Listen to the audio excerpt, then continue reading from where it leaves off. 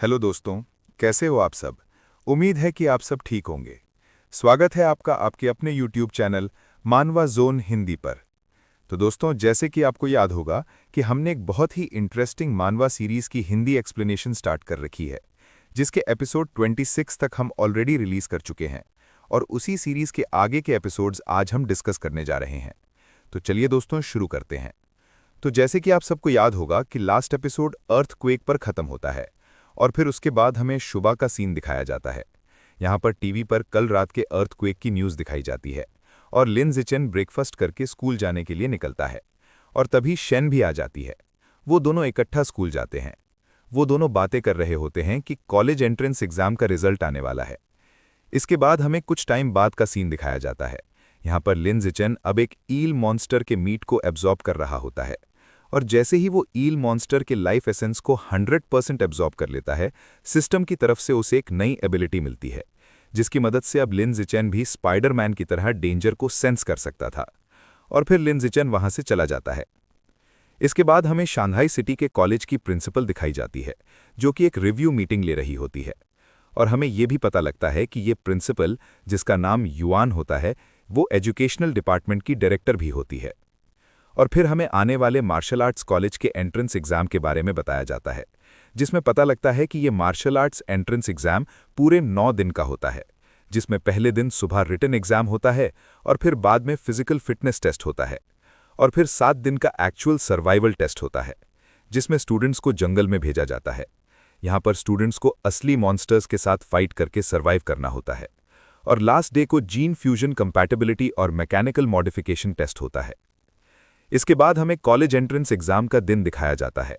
यहाँ पर लिन जिचेन अपना रिटन टेस्ट दे रहा होता है और फिर लिन जिचेन अपना फिजिकल फिटनेस टेस्ट देता है। यहाँ पर वो एक हाथ से 950 किलो का वेट उठा लेता है।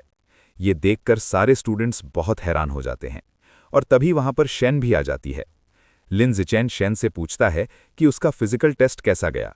तब शेन बताती है कि उसने एक हाथ से 125 किलो वेट उठाया, 9 सेकंड में 100 मीटर पूरा किया।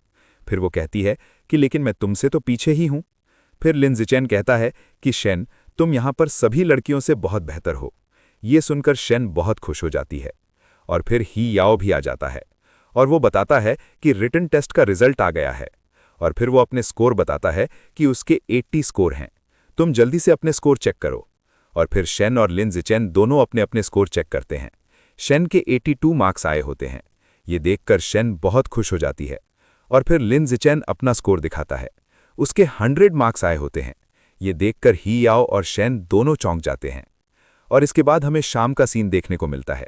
यहाँ पर लिन और शेन दोनों घर जा रहे होते हैं और फिर एक अलग सीन देखने को मिलता है, जहाँ पर एक मिस्टीरियस पर्सन और कॉम्बैट असेसमेंट का कोच आपस में बातें कर रहे होते हैं। फिर हमें यह पता लगता है कि ये मिस्टीरियस पर्सन टॉप 10 जीनियस को कंट्रोल करना चाहता है और फिर वो असेसमेंट ऑफिसर को एक बॉक्स देता है, जिसमें बहुत सारी रेड कलर की पिल्स होती हैं। वो मिस्टीरियस पर्सन कहता है कि टॉप 10 जीनियस स्टूडेंट्स को ये पिल खिला देना, फिर तुम आसानी से उन पर कंट्रोल कर पाओगे। और फिर वो मिस्टीरियस पर्सन कहता है कि अगर तुम ये काम करने में कामयाब रहते हो तो मैं तुम्हें ऑर्गेनाइजेशन का हिस्सा बनाने में मदद कर सकता हूं। लेकिन वो असेसमेंट ऑफिसर अभी के लिए मना कर देता है और कहता है कि अभी के लिए मुझे बस एक एवोल्यूशनरी फ्रूट चाहिए। ये सुनकर वो मिस्टीरियस पर्सन कहता है, यंग मैन, तुम्हारा विजन बहुत छोटा है। एक एवोल्यूशनरी फ्रूट से तुम बस ऑर्डिनरी 7 रैंक तक पहुंच सकते हो, लेकिन अगर तुम ऑर्गेनाइजेशन के मेंबर बन जाओ तो तुम कितने ताकतवर हो जाओगे ये तुम सोच भी नहीं सकते। ये सुनकर असेसमेंट ऑफिसर थोड़ा सा मायूस हो जाता है और डर कर कहता है कि आप ठीक कह रहे हैं, ऑर्गेनाइजेशन का मेंबर बनना ज़्यादा फायदेमंद है। और दोस्तों, इसी के साथ हमारा एपिसोड 27 यहीं पे खत्म हो जाता है। तो दोस्तों, ये थी एपिसोड 27 तक की डिटेल्ड एक्सप्लेनेशन। उम्मीद है कि आप सबको ये वीडियो पसंद आई होगी। अगर आपको मेरा काम पसंद आए तो एक कमेंट करना ना भूलें, मुझे अच्छा लगेगा। तो दोस्तों, मिलते हैं अगले पार्ट में। तब तक आप सब लाइक, शेयर और सब्सक्राइब करते रहें अपने यूट्यूब चैनल को।